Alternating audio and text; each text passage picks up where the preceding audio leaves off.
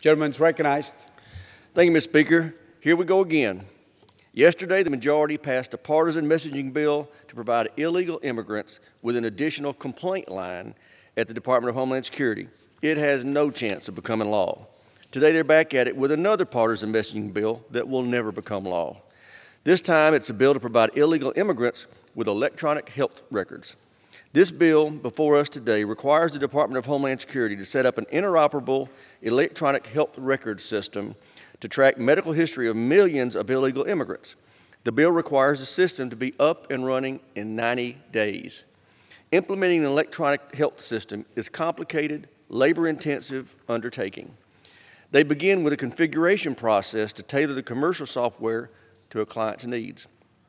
Then proceed to a site-by-site installation process, followed by workforce training.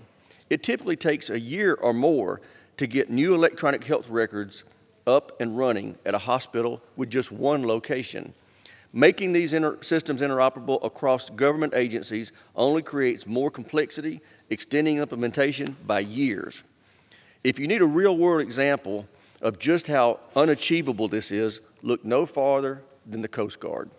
The Coast Guard spent 7 years trying to get an interoperable health record system in place for its 50,000 employees.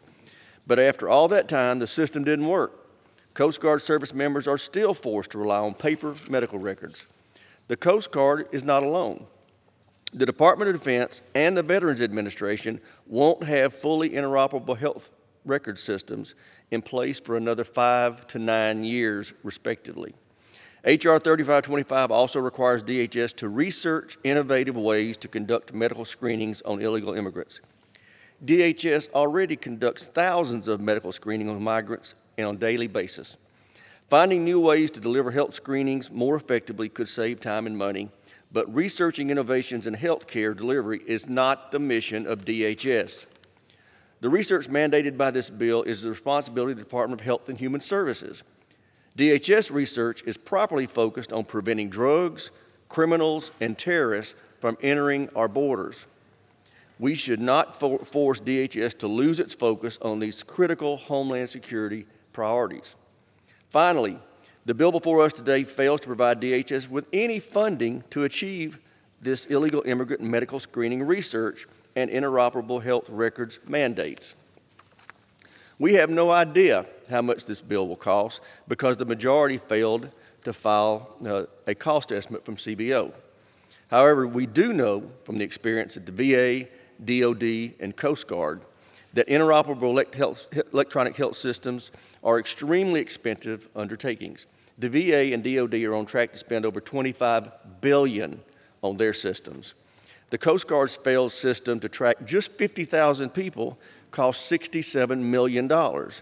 Using the Coast Guard as a baseline, it would cost over $2.5 billion to track the medical history of just the illegal immigrants that have come into our country over the last 2 years.